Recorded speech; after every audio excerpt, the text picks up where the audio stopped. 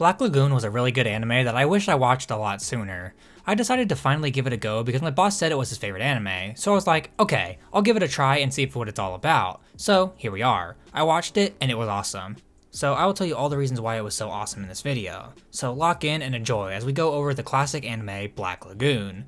So the first thing I want to talk about is something that isn't necessarily associated with Black Lagoon, probably. It's all about tragic pasts of the characters, and I mean characters.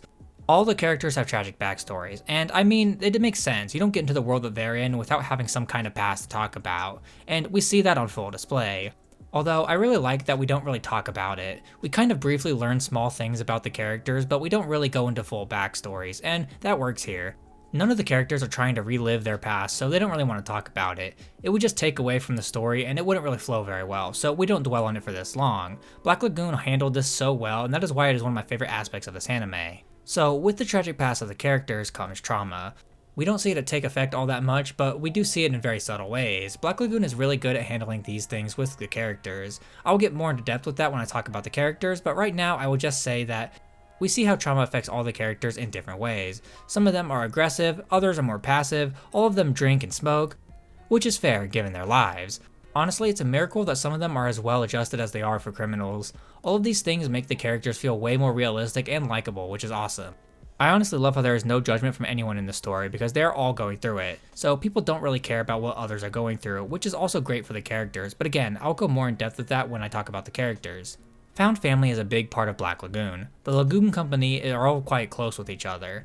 They can be real with each other, they care about each other, and they trust each other. We see this relationship build up as well with our main character who joined at the very beginning of the show, and we see that relationship build up with him. At the beginning, he is someone who isn't fully trusted, but as time goes on, he builds up that relationship and that trust, and he is able to be a bigger part of the missions.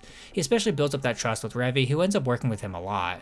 Their relationship is really interesting because she started out as the most aggressive and untrusting, but then she ends up building the closest relationship with him, even if she wants to keep denying it. The development is fun to see, too. The whole dynamic of the Lagoon Company is great, and it is my favorite aspect of the anime.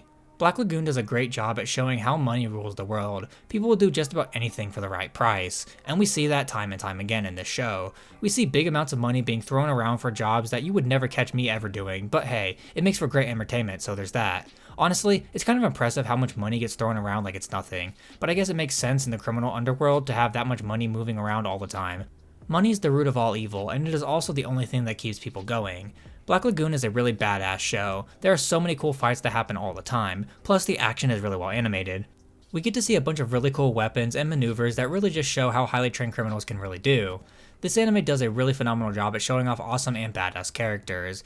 There is quite literally a firefight every single episode, and I'm here for it because the fighting is what the show is all about. Not literally, of course, but yeah, it's awesome. So yeah, this series is great.